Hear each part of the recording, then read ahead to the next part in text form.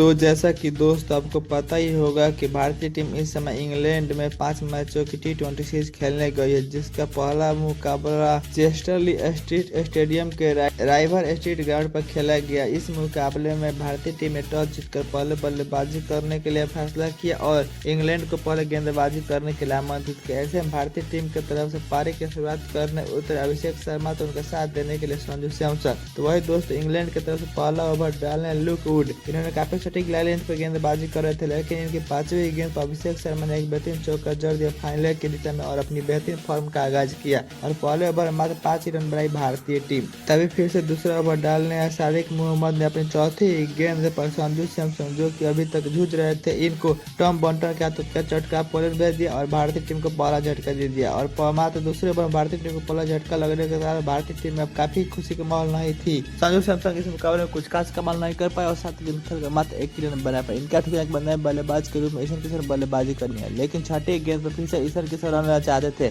लेकिन वह रन नहीं था और ईशान किशन भी रन आउट होकर पहले लौट गए और भारतीय टीम को बैक टू बैक 2 झटके लग गए। ईशान किशन इस मुकाबले में अपना खाता भी नहीं खोल पाए। इनके नए बल्लेबाज के रूप में कप्तान श्रेयस अय्यर बल्लेबाजी करनी है और अब यहाँ से श्रेयस अय्यर और अभिषेक शर्मा के कंधों पर काफी जिम्मेदारी थी कि वो भारतीय टीम को एक बेहतरीन। तभी तीसरा ओवर डालने फिर से लैम जॉनसन ने काफी सटीक लाइन पर गेंदबाजी कर रहे थे, लेकिन इनकी तीसरी गेंद पर अभिषेक शर्मा, जो कि अभिषेक शांत नजर आ रहे थे, इन्होंने एक बेहतरीन छक्का जड़ दिया ओवर कवर के दिशा में और बेहतरीन लय में आगाज करते हुए नजर आए। तभी चौथा ओवर डालने फिर से सादिक मोहम्मद की दूसरी गेंद पर अभिषेक शर्मा ने एक बेहतरीन चौका जड़ दिया लेग की दिशा में। तीसरी और चौथी गेंद पर बैक टू बैक 2 बेहतरीन छक्का देखने को मिला अभिषेक शर्मा के बल्ले से और अभिषेक शर्मा बेहतरीन लय में नजर आए थे और इंग्लैंड के गेंदबाजों की जमकर कुटाई कर रहे थे। तो वही श्रेयस अय्यर अभिषेक हम समझ बुझ कर बल्लेबाजी कर रहे थे, लेकिन इसी ओवर की छठी गेंद पर श्रेयस अय्यर ने एक बेहतरीन चौका जड़ दिया पॉइंट की दिशा में और इन्होंने भी खाता बेहतरीन एक चौका से खोला और दोनों ही बल्लेबाज समझ बुझ कर और तेजी से पार पड़ेगा खूब फायदा उठा रहे थे। तभी पांचवा ओवर डालने लुक वुड की दूसरी, तीसरी और चौथी यानी हैट्रिक चौका देखने को मिला अभिषेक शर्मा के बल्ले से और अभिषेक शर्मा और बेहतरीन लय में नजर आ रहे थे। तभी पावर प्ले का लास्ट में छठा ओवर डालने विल जैक की चौथी गेंद पर अभिषेक शर्मा ने एक बेहतरीन चौका जड़ दिया मिड विकेट की दिशा में और बेहतरीन लय में नजर आया और इसी के साथ दोस्तों अभिषेक शर्मा अब 49 रन पहुंच गए थे और अब भारतीय टीम पावर प्ले से समाप्त होने तक 61 रन बनाए 2 विकेट के नुकसान पर। तभी सातवां ओवर डालने आदिल रशीद की दूसरी गेंद पर अभिषेक शर्मा ने एक सिंगल लेकर अपना 20वां हाफ सेंचुरी पूरा कर लिया और बेहतरीन लय में नजर आया। तो फिर इसी ओवर के चौथी गेंद पर श्रेयस अय्यर ने एक बेहतरीन चौका जड़ दिया पुल शॉट के जरिए मिड विकेट की दिशा में और बेहतरीन फॉर्म का आगाज किया और दोनों ही बल्लेबाज समझ बुझ कर बल्लेबाजी कर रहे थे। तभी 8वां ओवर डालने फिर से विल जैक की चौथी गेंद पर श्रेयस अय्यर ने एक बेहतरीन चौका जड़ दिया बैकवर्ड पॉइंट की दिशा में और श्रेयस अय्यर भी अब तेजी से रन बना रहे थे। तो फिर इसी ओवर की छठी गेंद पर अभिषेक शर्मा ने एक बेहतरीन छक्का जड़ दिया फ्लैट फाइनल की दिशा में और बेहतरीन लय में नजर आया और अब यहाँ से इंग्लैंड के गेंदबाजों को दोनों ही बल्लेबाज मिलकर खूब धुलाई कर रहे थे, लेकिन तभी 9वें ओवर डालने सेम करने अभिषेक शर्मा को LBW आउट कर पोलैंड भेज दिया और भारतीय टीम को तीसरा झटके दे दिए। अब 9वें ओवर भारतीय टीम को तीसरा झटका लग गया। अभिषेक शर्मा इस मुकाबले में बेहतरीन बल्लेबाजी करते हुए 24 गेंदों में 59 रन की शानदार पारी खेले। इनके आउट हो जाने के बाद नए बल्लेबाज के रूप में तिलक वर्मा बल्लेबाजी करे और तो अब यहाँ से तिलक वर्मा और श्रेयस अय्यर के कंधों पर काफी जिम्मेदारी थी। तभी 10वां ओवर डालने लेम जॉनसन ने काफी सटीक लेंथ पर गेंदबाजी कर दोनों ही बल्लेबाजों को पूरी तरह से बांध कर रखा और अपने इस ओवर में एक भी बाउंड्री नहीं दिए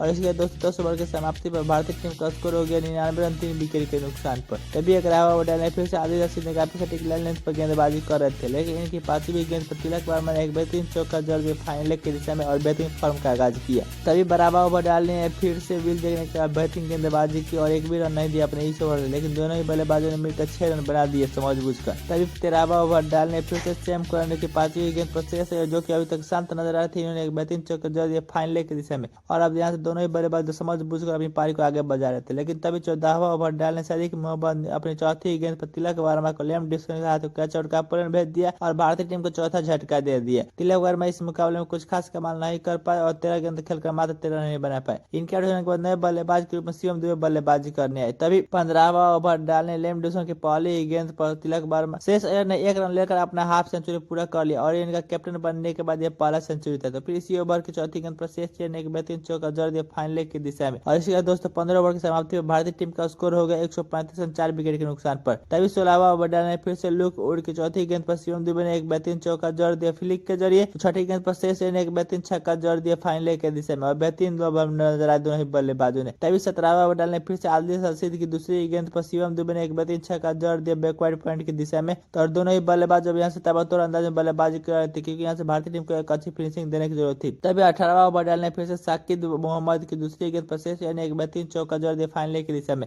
लेकिन इसी ओवर की 5वीं गेंद पर कमबैक करते हुए साकिब मोहम्मद ने श्रेयस अय्यर को एलबीडब्ल्यू आउट कर प्लेन भेज दिया और भारतीय टीम को 5वां झटका दे दिया। श्रेयस अय्यर इस मुकाबले में बेहतरीन बल्लेबाजी करते हुए 47 गेंदों में 68 रन की शानदार पारी खेले। इनके अटूट बंदे बल्लेबाज हर्षित बल्लेबाजी करने तभी 19वां ओवर डालने राशिद रशीद की दूसरी गेंद पर शिवम दुबे ने एक बेहतरीन छक्का जड़ दिया फाइनल की दिशा में और बेहतरीन लय में नजर आया, लेकिन इसी ओवर की चौथी गेंद पर कमबैक करते हुए आदिल रशीद ने हर्षित राणा को स्टंप आउट का प्लेन भेज दिया और भारतीय टीम को 6वां झटका दे दिया। हर्षित राणा इस मुकाबले में आज अपना खाता भी नहीं खोल पाए। इनके आउट होने के बाद नए बल्लेबाज क्रम में अक्षर पटेल बल्लेबाजी करने तभी इसी ओवर के 6ठी गेंद पर फिर से शिवम दुबे ने एक बेहतरीन छक्का जड़ दिया एक्स्ट्रा कवर की दिशा में और शिवम दुबे बताबतौर अंदाज में बल्लेबाजी करे थे। तभी पहले इनिंग का लास्ट ओवर यानी 20वां ओवर डालने सेम करन की चौथी गेंद पर शिवम दुबे ने फिर से एक बेहतरीन छक्का जड़ दिया ओवर स्क्वायर लेग की दिशा में और बेहतरीन लय में नजर आया, लेकिन इसी ओवर की 6ठी गेंद पर रन लेने के चक्कर में अक्षर पटेल रन आउट हो गए। भारतीय टीम इस मुकाबले में 20 ओवर खेलते हुए 189 रन बनाए 7 विकेट के नुकसान पर और यहाँ से इंग्लैंड को यह मुकाबला जीतने के लिए 190 रनों की जरूरत थी, लेकिन तभी इस मुकाबले में बारिश आ जाता है और यह मुकाबला रद्द हो जाता है और भारतीय टीम इस मुकाबले में खेल पाती है और 20 ओवर खेलकर 189 रन बनाई और यह मुकाबला रद्द हो गया।